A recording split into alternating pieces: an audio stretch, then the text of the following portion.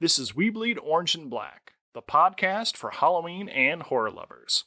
Join us as we interview creators, discuss our favorite horrors, and share original spooky stories. I'm Jeff C. Carter, and this week we're talking with Ai Jiang about her latest books, LINGHUN and I Am I. Ai Jiang is a cyborg, spirit, and Chinese-Canadian writer. She's a Nebula Award finalist and a member of the HWA, SIFWA, and Codex. Her work can be found in fantasy and science fiction, The Dark, Uncanny, and The Master's Review, among others. She lives outside Toronto with her partner, an owl and a phantom. Welcome to the show, Ai. Thank you so much for having me. My pleasure. I have an icebreaker, but I suspect it's one you may have thought about. If you had to be a robot or a ghost, which would you choose? Oh, I would have to say a robot just because I have not been very productive lately. And it would help if I can just program myself to be like, you need to write now. You have deadlines. Okay, I can see where your inspiration for I Am I came from. Can you tell us a little bit about yourself? Basically, I was born in China in a district called Changle. And I kind of like oscillated between city and country because my dad's side of the family is from the country and my mom's side is from the city. But I basically immigrated to Canada, to downtown Toronto and Chinatown specifically, when I was 4, and then had moved to Scarborough like a year or two later. And now I live in Markham. But yeah, stories and things that scared me as a child. I would say accidentally watching The Poltergeist. Like the TV control was not strong with my parents. Anyway, I was actually watching my like weekly Friday night Naruto on like YTV. And then I decided it would be great to channel surf during the commercial. It was not. And it actually took me to the poltergeist scene where, you know, there was that evil clown toy.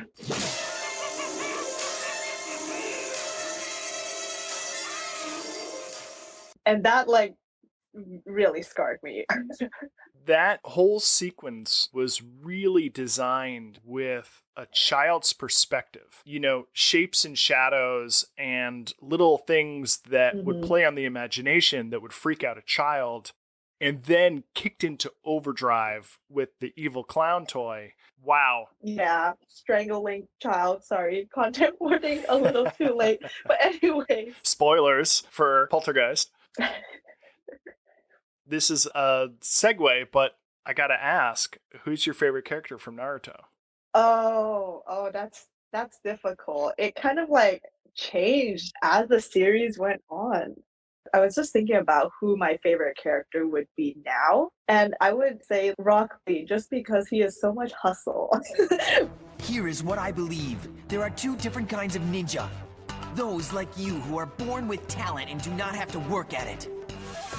And those like me, the ones who have to train every day of our lives.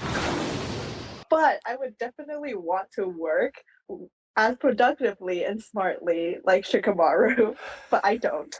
The Rock Lee Grindset, always on that hustle. If I cannot do 1,200 without a mistake, then it is 2,000 kicks. 1,117, 1,118, 1,119. I read briefly about some passing flirtations with badminton and neurosurgery. Yes. Right. So that was a hot mess with neurosurgery, at least. So when I was in the 11th grade, I'd actually like matched my courses so they were like all humanities. So it would be like world issues, you know, different English courses, world history, things like that. But then a month and a half into the school year, I was like, I want to be a neurosurgeon. As you do. I don't know. Yeah, I don't know where that came from. I don't even remember around that time, like what like triggered me to want to do that.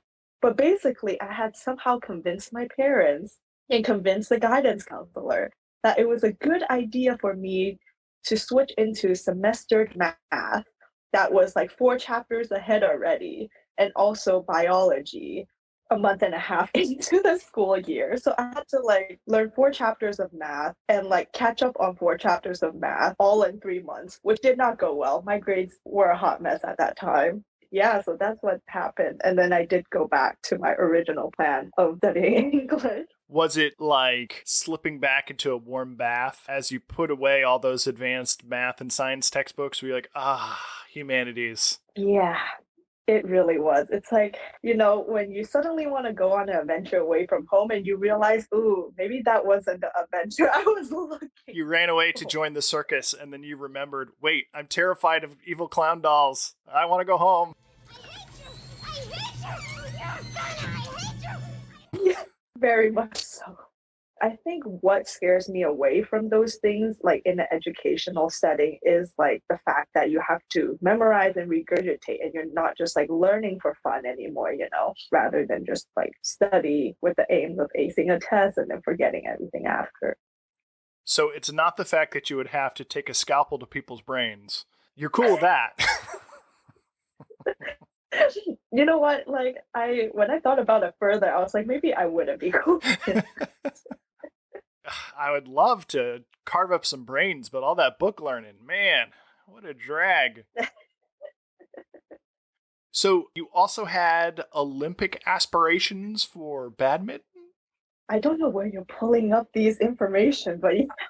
Detailed files. I feel like I've been like, yeah. I'm like, whoa, where is this coming from? Anyways, but yes, I started quite late in badminton, around when I was like 17, and most people start when they're like 6 or 7 if they do have Olympic aspirations. But I'm kind of like one of those, all in or not at all Rock Lee style type of people. So when I went into it, I was like, yeah, gonna try for the Olympics. This is totally doable.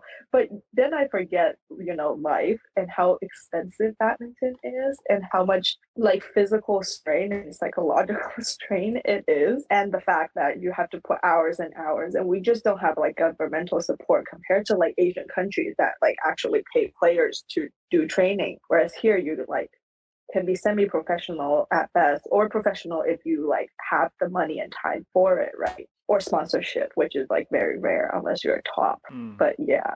Did you realize pretty quickly the Olympics were not in the cards? The year before I retired, I played like an international tournament in Germany, actually. Wow. And I played, yeah.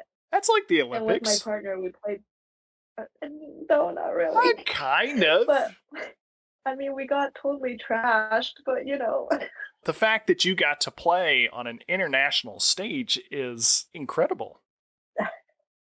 I mean, but to be fair, I wouldn't say anyone could sign up for these, but it's like, if you have enough points, you can sign up for them. And that time, I didn't have enough points, but my partner did, and that's why we were able to play it.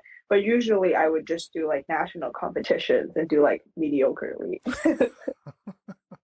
With your badminton and neurosurgery careers behind you, what got you into sci-fi and horror? So I read a lot of paranormal things growing up, but like more so paranormal romance. And I was a kid, like vampire romance, supernatural romance, or just like supernatural adventures about kids with, out of the ordinary powers, or like necromancy, things like that, really piqued my interest. So I wrote a lot of fan fiction when I was a little kid, actually, about like things like that. And we had, our middle school writing club that was like 3 people kind of thing. And only hosted on Facebook. I didn't read that much sci-fi, fantasy, or horror as we know it, like, the stuff floating around in the classics, Ursula K. Le Guin and people like that, until university, where because I took English, they had like, course requirement. And I was looking for like interesting courses that were like not just, 18th century British classics and things like that. And I noticed there was one professor who was basically an SFF enthusiast and horror enthusiast. And he had 2 courses. One was horror and fantasy, and another one was sci-fi. So I took both of those. And that's how I got introduced to like more contemporary horror writing and writers. But I never thought about writing it myself at that point because I had like very much in mind, oh, you're going to become an English teacher or, a tutor or things like that, just because like, more traditional life paths was what like was instilled in me as a child. But then the pandemic came and I was like, I don't know what happened. I feel like the pandemic just like unlocked some secret self of everyone. And you looked around at all the sci-fi and horror and you thought, yeah, why not me?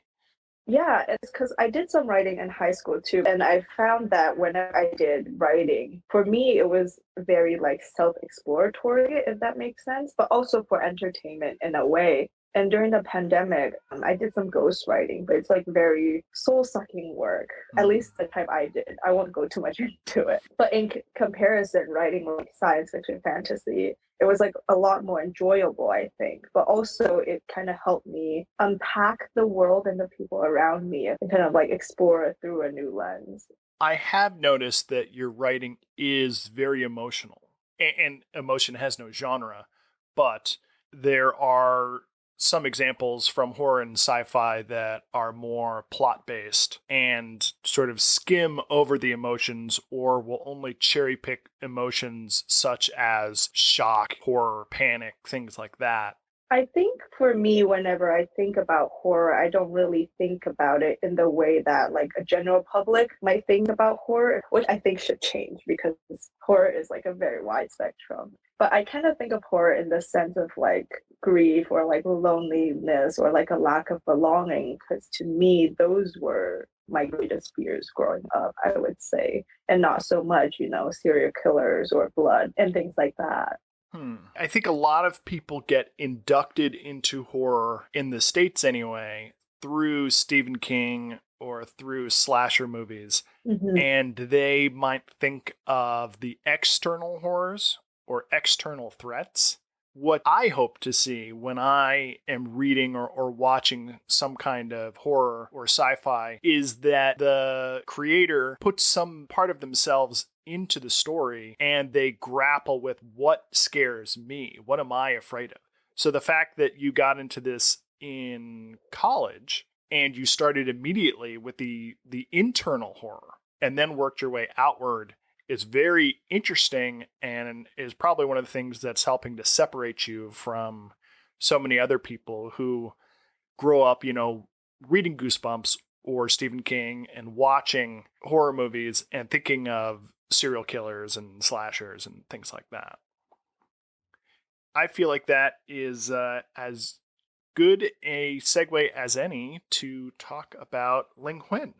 So I've been giving this one sentence pitch whenever people ask me, which is LINGHUN is about a town named home where people go to buy houses to live with the ghosts of their dead loved ones.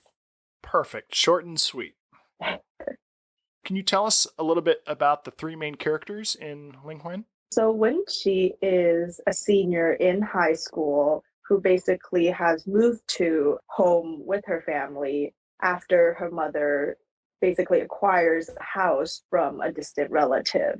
She is this character who is basically neglected in favor of her dead older brother. And she is someone who is very unhappy with her situation, but also cannot be vocal about it just because out of respect for her parents. Of course, that like develops over the story, and she really wants to leave home. For Liam, he is someone who has been at home for a number of years, also senior in high school, who has become numb to his situation at this point because he just feels like it's out of his control and he's basically stuck here forever. And that's who he is. Liam is also one of what we call a lingerer in home, which are basically people who live on the lawns of the houses in this neighborhood, waiting for a chance to purchase one of these houses and move in to see the ghosts of their dead loved ones. But basically, they have abandoned their home back wherever they came from to sit on these lawns and are, in a sense, wasting away because all they do is sit on these lawns and kind of use their remaining funds to survive and live on the lawns, and also to later then bid on these houses for a chance to move in. And then Mrs. is a resident of home who has been in the neighborhood for a very long time And essentially, she has been there before the neighborhood has even become streets of haunted houses when the homes are still just, regular homes. But she is the one who lives in a house in this neighborhood that is unhaunted by the ghosts of her loved ones. And in this case, the ghosts of her husband who has passed. So in LINGHUN, you have chapters that are named after main characters. Wen Shi's chapters, who are all in first person, you have Mrs.'s chapters that are all in second person, and you have Liam's chapters that are all in third person. What was your inspiration or your goal in picking that structure for the book? So I was thinking in terms of Wen Qi, her perspective, I wanted to be a little more intimate and personal and like very much in her head, because that's a lot of where, I suppose you could say, the action, quote unquote, happens, because she feels very alone, like no one's listening to her. So I wanted to really bring out that interiority through the first person perspective in her chapters.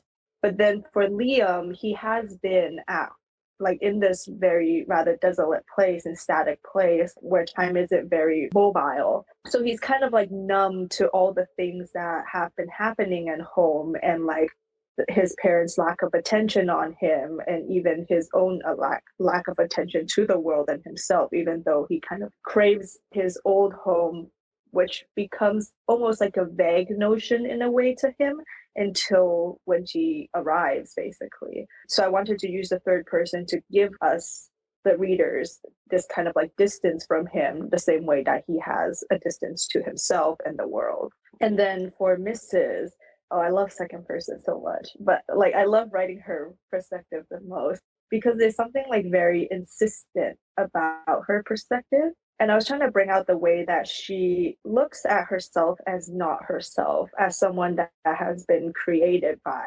someone else, if that makes sense. So I feel like the second person, almost as she's like talking to herself that is not herself, is the most fitting. Certainly, when you read her story, it absolutely makes sense how she is a created personality. Which do you think is more intimate, first person or second person? Because obviously, first person, you're inside the person's head, but second person projects the narrative onto the reader in a way that enmeshes them in the story.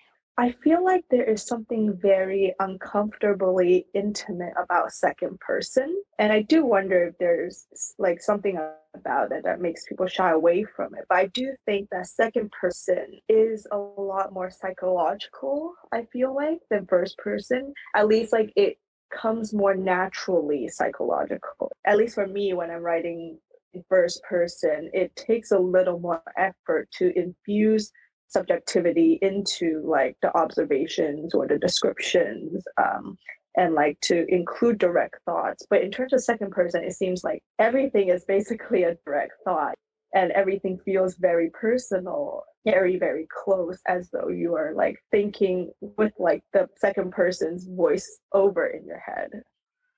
It casts the reader in your story, whether they want to be a character or not. And you can use that kind of dramatic tension. If it's a really despicable character, it feels bad to have that done to you. But if you're someone like Mrs., who I think we can all relate to, is sort of hypnotic. And I think it's very well used in LINGHUN. One of the most clever things about LINGHUN for me is that you have this speculative element. You have a neighborhood full of haunted houses, but you don't have to explain the supernatural or the magic or the mechanics of it because everyone understands the basic emotions. Just saying that there is a neighborhood full of haunted houses, it's obvious that people are going to move in trying to make contact with their lost loved ones, that you're going to have more houses than there are home seekers. You're going to have a second class of citizen who's just waiting and bidding on houses. You're going to have realtors who wield tremendous power. Everything falls so smoothly into place from your premise without you having to lift a finger on world building. It's really elegant. You know what's funny though, because there are like people who say they want to know more about home and kind of its histories and inner workings. But then I think about the fact that if everything is explained, it wouldn't be very mysterious anymore. And if we think about like paranormal happenings, nothing is really explained. You'd have to explain all haunted houses everywhere. You'd have to explain all ghosts. You'd have to come down hard on there's an afterlife for these kind of people, or these religions are right or wrong. There's no need. It's a haunted house story that gets the message across. Your story doesn't just tackle the big themes of grief and isolation. You've got longing, loneliness, and then you have people who are alienated, people who are blind to the present, who become ghosts because they're wrapped up in their emotions or their fantasies. They begin to treat other people in their own house like ghosts. You have these barriers of language and misunderstanding, things lost in translation. All these ways to alienate and isolate people, make them feel loneliness, make them yearn for people that aren't there or who aren't who they want them to be. It's just incredibly dense. Did you set out to tackle all those things, or did those grow organically out of your concept? I think a little bit of both. I am the type of person who loves to just drop in a bunch of themes into the subtext, I think. And it comes with, I think, my English lit background where I read a lot of works that does exactly that. But then there were themes that like developed as the narrative went on. And I thought more about like the theme I was trying to include and how they might manifest in each character's lives or like the people around them. So definitely it was intentional, but some of them were a product of growth as I was continuing to brew on these themes as I was writing. Let's get into your upcoming sci-fi book, I Am I. Can you give us another pocket summary of? I guess I'll just give like the back of a blurb because it's like one sentence and I think it encapsulates it perfectly. If you have the opportunity to give up humanity for efficiency, mechanical invincibility, and to surpass human limitations, would you? I is a cyborg under the guise of an AI writing program who struggles to keep up with the never-blinking city of Emmett as it threatens to leave all those like her behind.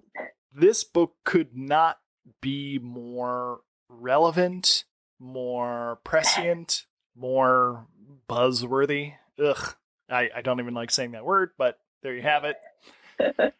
What inspired this novelette? I think a lot of people know me as the person who never sleeps by now. And like, it is very true in a good and bad sense, I suppose you could say, where I'm constantly like striving for more efficiency and productivity in my writing and in my life because it's like very difficult already to be a writer, I think, in this current landscape. And you constantly need, I don't want to say content because like I don't want to see my writing as content, but it is content when you're trying to sell it, if that makes sense. And the more of it you have, the more it is likely that you are able to make a career as a writer, right? Not always true, but true a lot of the times, unless you can hit big with like, you know, your 6-7 figure deals and whatnot. And even then. So this story grew out of like the idea of toxic productivity that I was very much experiencing leading up to the point that I wrote it, where people always seem to like put themselves down if they are not being productive, or maybe their work puts them down for not being productive enough. And I wanted to kind of like address that, especially with like, you know, growing capitalist societies that kind of expect you to work yourself to the bone just to succeed. And especially with, you know, automations and stuff like that, taking away some of the jobs now and, you know, tech layoffs, whatnot. It's like becoming more and more prevalent of a thing where if we want to keep our jobs, we have to be very productive. The main character is also named I. This cyborg has her battery constantly drained, leaving her on the verge of death. It was very stressful for me reading it. I was like, oh God, she's always on 1%. Something about it, maybe it was just as a softly integrated cyborg with an iPhone, just like the thought of constantly being on 1% was giving me some kind of physical reaction. Is that how you felt when you were pursuing your master's degree? Or is that just every day for you, that 1% battery? That is essentially every day for me, I think. I feel like there's always, like, people never get enough rest, I feel like. Oh yeah, that's fine. I still got, like, 2-3 days before I die. But not like actually dying, but I mean before you're like burn out. For our listeners, I'm going to edit this all out for audio quality, but Ai has been absolutely crushing Red Bulls this whole interview. She just slams them back, smashes it against her forehead, lets out a ear-piercing belch, and then on to the next question. It's really impressive. I can only have like 2 Red Bulls, and then my hands start to shake. You know what's funny though? For like the amount I don't sleep, I drink surprisingly little caffeine. Probably for the best. If you get on that treadmill, you will never get off. I think so. I've been trying to avoid it, but like there seems to be more and more of a pressing need for caffeine. Okay. But I'm trying to not. There's this book I want you to read. It's called I Am I, and it will show you the pitfalls of pursuing productivity at the risk of your own humanity. I like this recommendation. Yes, we'll have to check it out. Your book, I Am I, takes place 1,000 years in the future, but like all good sci-fi, it feels like it's just around the corner. People have shorter lifespans because everyone is grinding themselves to the bone, as you say. Everyone is on a razor's edge of poverty, or they're consumed by these monolithic corporate entities. Creatives are struggling to compete with AI, and the only paying creative jobs are these co-opted, commercialized pieces for corporations solely so they can prove that they support human artists. It's this really cynical, toxic gig economy you've created, so bravo. Yeah. I mean, thank you, question mark. One little bit of world building you snuck into the back of your story is that there are certain people who are so destitute, so broken down, they can't even hack it as a gig worker anymore. So they become what are called roaches. They're bioengineered to eat trash. In any other sane dystopia, these roaches, these pathetic wretches in the underbelly of society would at least be eaten good. They'd be out there at the dumps. They'd be out there in the gutters eating trash. But your dystopia is so brutal, so unforgiving that these people who have bioengineered themselves to eat trash can't even find enough trash to eat. There's no such thing as abundance. Everyone is starving. Everyone is on the edge of dropping dead. Chef's kiss. Roach's kiss. Magnificent. I actually snuck that in because I had a short story come out in Dark Matter magazine with the same title that explores the concept of roaches and their society further. And when I was thinking about the city of Emmett, I was like, of course roaches would exist in the city. That was the little Easter egg for those who have read my short story. A roach egg? To find in this one.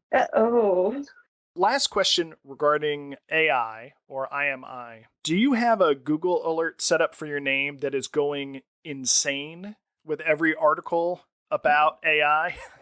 It does make it hard for me to try to filter out to find things that are written about my books that I can help with promotions and stuff, like articles and whatnot, because then I'll Google it and I'll be like, University of blah, blah, blah, AI research. And I was like, that's not it. Are you ready to talk a little bit of Halloween-y stuff? Yes. I saw at least one Halloween costume that you had posted online. So this was it October? I was already thinking about writing IMI at that time and had a lot of like cyberpunk things going on in terms of projects and whatnot. So I thought it would be cool, but also the fact because everyone keeps calling me a cyborg or like robot or an actual AI. So I thought it would be fun to like actually dress up as a cyborg. And I looked to my spouse and I was like, hey, do you want to dress up with me? And he was like, I don't dress up for Halloween. I'm like, yes, but you get this like cool tattoo of a cyborg, cyborg arm. And he was like, all right, I guess I'll do it too. So yeah, so we dressed up as cyborgs, and then I wanted to make it look a little more, cyborgy. So I put it into Procreate and added little tech looking line, and my spouse had photoshopped it so we had like a cool background and everything and it looked like actual cyborgs in like a dystopian society. Your husband normally doesn't dress up for Halloween? No, not really. He like actually came to Canada when he was around like 20, and in China there's not like they don't really celebrate Halloween, and by the time he was 20 he didn't really celebrate Halloween here. So that is pretty late to get into the game, but I'm proud of you for pulling him across the veil. Yeah. Have you had any other successful or disastrous costumes? I tried to be a witch when I was in, I think, third grade. So I had this like Halloween witch wig that was like down to my waist, but it was like very, very like frizzy and curly, and you just like could not see my face. I still did walk outside with it eventually, but not with the wig on, with it like tucked under my arm, which then made it look like I was like a witch with a giant spider or something. Or a witch with one super hairy armpit? Yeah. That could work. Were your parents supportive of Halloween? They just roll their eyes and be like, it's what people do? Or were they kind of not into it? They didn't really know what it was. And then when they discovered what it was, they were very confused by it. They were like, why would people want to dress up as monsters and go out and get candy? That's such an odd concept. But my mom, she's like much more open-minded about these things. And she was like, well, if this is what they do in Canada, sure, let's go trick-or-treating. So she would follow behind me and my sister while we're dressed up as, witches and whatnot to get candy. And then we would get home and my dad's just like, is this even safe? And that was like the time, where people were sneaking like pills and stuff into Halloween candy and giving them out to kids was a little... Yeah, that was sort know. of a scare campaign. Oh. It was started by parents so they could search through all the candy and take their favorite stuff before they gave it back to the kids. Actually, though? No. I didn't know that. No, I'm kidding. I was like, I threw away all those rockets for nothing. Do you have a favorite monster or local legend? The earliest one I've heard about was the Loch Ness Monster. Yeah, you're living in the land of lake monsters. Every lake in Canada has some kind of cryptid or something in there. Were you afraid of the Loch Ness Monster, or were you just like, oh, that's a thing? Well, because I saw it in this movie, and it had positioned the Loch Ness Monster as like a misunderstood monster that should be protected. So that was my concept of it. I was like, I want to go see the Loch Ness Monster. We can be best friends. Yeah, I remember watching it in the theaters, and my sister got really scared of the Loch Ness Monster, and she like ran out of the theater crying. What is it? Looks like a motor horse. They're not supposed to be real. And I was very unimpressed at that time. I was like, why are you crying in the theater? And you're like, I'm going to be friends with the Loch Ness Monster, you wimp. Yeah. So what are you working on next? A lot of sci-fi, it seems. So the story I wrote that had got like the Nebula finalist, I'm actually planning on expanding it into a novel. So I'm really looking forward to that. Gonna do some experimental things. And then I'm working on a novel right now that will be my first novel, hopefully, because we all know sometimes it doesn't sell and then, things like that, but hopefully it sells. It's a post-apocalyptic novel that is gonna draw on Chinese opera traditions. So I'm very excited about it. That is exciting. Yeah. It will also play with the different points of views that I did in LINGHUN and bring in some cool experimental formats. That's great. Where can our listeners find more of your stuff? So they can follow me on Twitter, where I mostly put updates at Ai Jiang _, and then my whole bibliography stuff is on my website, which is aijiang.ca. thank you for hanging out with me today. Thank you so much for having me again. Have a great day. Please subscribe and follow. Links are in the show notes. You can find Ryan at 20th Century RG with the number 20 on YouTube. And you can find me at jeffccarter.com and hit the link to pick up my collection, We Bleed Orange and Black, 31 fun-sized tales for Halloween. Until next time, stay spooktacular. This town is coming like a ghost town. All the clubs are being closed down. This place is coming like a ghost town. Bands won't play no more. Too much fighting on the dance floor.